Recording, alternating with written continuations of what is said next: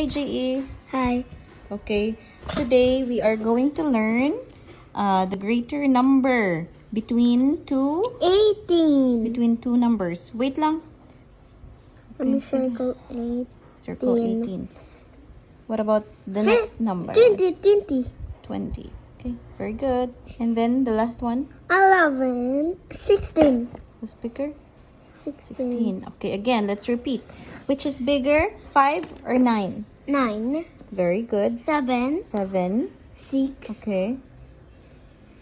Next. 18. Okay. 20. And then? 16. Very good. Perfect. Your Perfect. score is 100. Ay.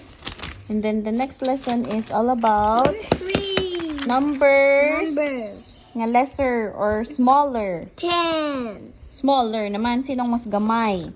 So, sinong mas gamay? 1 or 10? 10. Gamay. Ang 1. Okay.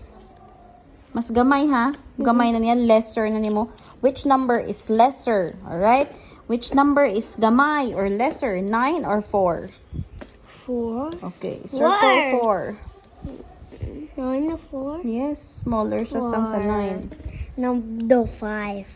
Do 5, 4 na yan. Circle na. Ang pod sila 5. Sa 4. Oo, 4 na yung circle mo. Okay, next. Which number is smaller, 7 or 5? 5. Okay, circle it now.